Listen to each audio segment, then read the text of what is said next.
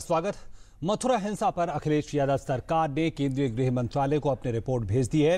Report में राज्य सरकार ने कहा है कि पुलिस जवाहर बाग में अवैध कब्जा जमाए लोगों को हटाने की कार्रवाई में खतरों का सही अंदाजा नहीं लगा पाई थी। और इस बीच राज्य सरकार ने मथुरा के जिलाधिकारी और वरिष्ठ पुलिस अधीक्षक को हटा दिया है। वहीं सुप्रीम कोर्ट ने मथुरा में हुई हिंसा की सीबीआई जांच की मांग करने वाली याचिका पर सुनवाई करने से इनकार कर दिया है। अदालत ने याचिकाकर्ता को हाईकोर्ट में जाने को कहा है। उत्तर प्रदेश के मथुरा में हिंसा को लेकर केंद्र सरकार ने अखिलेश सरकार पर निशाना साधा है। केंद्रीय गृह राज्य मंत्री किरेन रिजिजू ने कहा, कानून व्यवस्था के मामले पर यूपी सरकार गंभीर नहीं है, इस मामले पर उसे सख्त होना चाहिए। राज्य सरकार की मंशा ठीक नहीं है। सच सामने लाने के लिए राज्य सरकार को सीबीआई जांच की सिफारिश करनी चाहिए। केंद्र राज्य सरकार के साथ बिना किसी भेदभाव के पूरा सहयोग करेगा। इस बीच उत्तर प्रदेश के मथुरा में गुरुवार को हुई हिंसा का मामला मंगलवार को देश की सर्वोच्च अदालत पहुंच गया।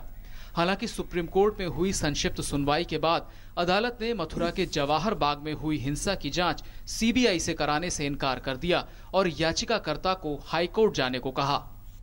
इसकी सीबीआई जांच इसलिए बहुत जरूरी है क्योंकि मुलायम सिंह जी का परिवार उसमें पूरी तरीके से नेक्सस रहा है। उस पूरे ट्रस्ट की रजिस्ट्री इटावा में कराई गई है और भी बहुत सारी बातें हैं। इससे बड़ा स्पष्ट है कि जब तक इसकी सीबीआई जांच नहीं होगी तब तक दूध का दूध पानी का पानी नहीं होगा। वहीं बीजेपी का इस मामले में अखिलेश सरकार पर हल्ला बोल जारी है। पार्टी अध्यक्ष अमित शाह ने कहा कि मथुरा हिंसा बेहद चिंता की बात है और बीजेपी सरकारी और गरीबों की जमीन पर अतिक्रमण को लेकर पूरे प्रदेश में आंदोलन करेगी। मथुरा की घटना ये पूरे देश के लोगों को चिंता पैदा करने वाली घटना हुई है। कभी ऐसा हो सकता है आजादी के 68 साल के बाद शहर के बीचों बीच कुछ लोग कब्जा कर बैठ जाए और 2 साल से सरकार मुख्य प्रेक्षक बनकर रहे।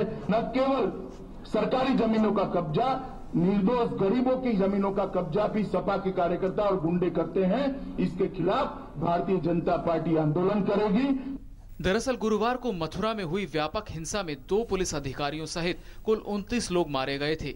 सोमवार को ही मथुरा हिंसा पर अखिलेश यादव सरकार ने केंद्रीय गृह मंत्रालय को अपनी रिपोर्ट भेज दी है। रिपोर्ट में राज्य सरकार ने कहा है कि हिंसा स्थानीय अधिकारियों की विफलता का नतीजा है। मथुरा हिंसा के बाद आम लोगों के मन में ये सवाल जरूर है कि आखिर कैसे हालात बेकाबू होकर यहां तक पहुंच गए कि 2 पुलिसकर्मियों समेत 29 लोगों को अपनी जान से हाथ धोना पड़ा और सैकड़ों घायल हो गए। News night desk, TD news.